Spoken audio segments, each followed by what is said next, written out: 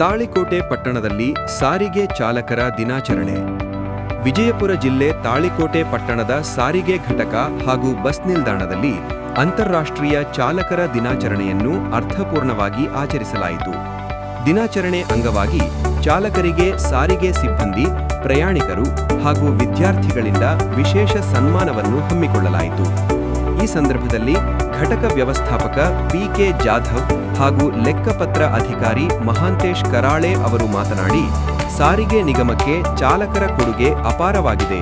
ಅವರು ನಿಗಮದ ಆರ್ಥಿಕತೆಯ ಬೆನ್ನೆಲುಬಾಗಿದ್ದಾರೆ. ಪ್ರಯಾಣಿಕರ ಸುರಕ್ಷತೆಯ ಕಾಳಜಿಯೊಂದಿಗೆ ತಮ್ಮ ಜೀವ ಹಾಗೂ ಆರೋಗ್ಯದ ಕುರಿತು ಅವರು ವಿಶೇಷ ಆಸಕ್ತಿ ವಹಿಸಬೇಕು ಎಂದು ಸಲಹೆ ನೀಡಿದರು. ಕಾರ್ಯಕ್ರಮದಲ್ಲಿ ಸಾರಿಗೆ ನೌಕರ ಸಂಘದ ಅಧ್ಯಕ್ಷ ಕುಮಾರ ಅಸ್ಕಿ ಹಾಗೂ ವಿಭಾಗೀಯ ಉಪಾಧ್ಯಕ್ಷ ಜಿಜಿ ಬಿರಾದಾರ್, ಎಸ್ಸಿ/ಎಸ್ಟಿ ನೌಕರ ಸಂಘದ ಅಧ್ಯಕ್ಷ ಮರೆಪ್ಪ ಚಲವಾದಿ, ಯೂನಿಯನ್ನ ಪದಾಧಿಕಾರಿಗಳು, ಸಾರಿಗೆ ಸಿಬ್ಬಂದಿಗಳು, ವಿದ್ಯಾರ್ಥಿಗಳು ಹಾಗೂ ಪ್ರಯಾಣಿಕರು ಇದ್ದರು. ವರದಿ ರಮೇಶ್ ದಲ್ಲಾಳಿ, ಪ್ರಜಾಧ್ವನಿ, ಕನ್ನಡ ನ್ಯೂಸ್ ಚಾನೆಲ್, ತಾಳಿಕೋಟೆ.